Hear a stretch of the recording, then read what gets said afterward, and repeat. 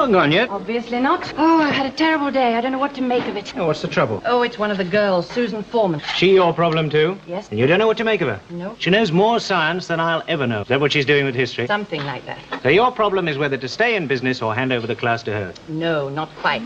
What then? Ian, I must talk to someone about this, but I don't want to get the girl into trouble. Well, I told you how good she is at history.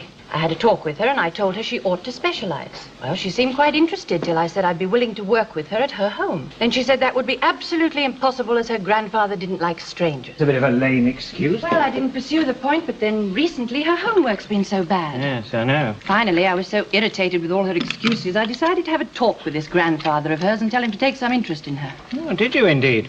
And what's the old boy like? I got her address from the secretary, 76 Totters Lane, and I went along there one evening. Well, there isn't anything there. It's just an old junkyard. Hey, you must have gone to the wrong place. Well, that was the address the secretary gave me. The secretary got it wrong, then. No, I checked. There's a big wall on one side, houses on the other, and nothing in the middle. And this nothing in the middle is number 76 Totters Lane. Well, there must be a simple answer somewhere. Well, what? Well, we'll have to find out for ourselves, won't we? Thank you for the we. She's waiting in one of the classrooms. I'm lending her a book on the French Revolution.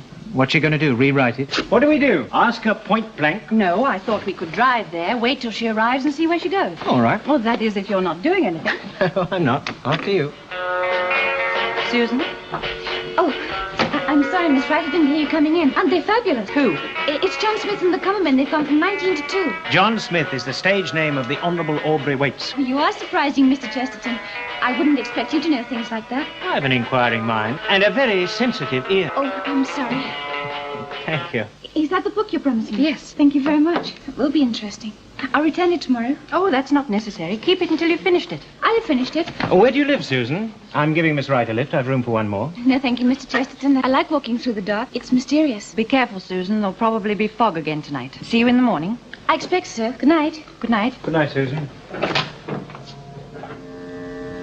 That's not right. Over there. Over there. Lucky there was no fog. I'd never have found this. Well, she doesn't seem to have arrived yet.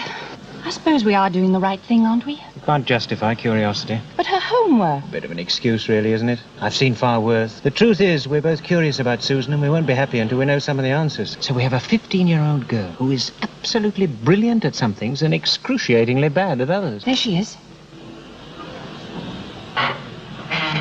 Look, can we go in? I hate to think of her alone in that place. Look, she is 15. She might be meeting a boy. Didn't that occur to you? I almost hope she is. What do you mean? Well, it would be so wonderfully normal. I take things as they come. Come on.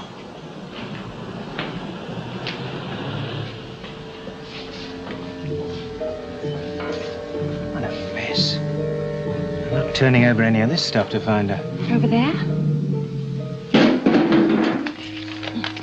I've dropped it. What? The torch. Well, use a match. Oh, I haven't got any. Susan? Susan! Susan! Susan! Susan! Mr. Chesterton and Miss Wright. Ian, look at this.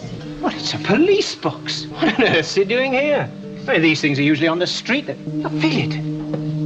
Feel it, you feel it? It's a faint vibration. It's alive. It's not connected to anything, unless it's through the floor. Look, I've had enough. Let's go and find a policeman. Yes, all right.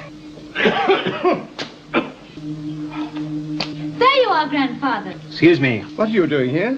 We're looking for a girl. We? Well, good evening. What do you want? One of our pupils, Susan Foreman, came into this yard. Really? In here? Are you sure? Yes. What are you doing out there? She is in there! Close the door, please. Barbara! What do you like?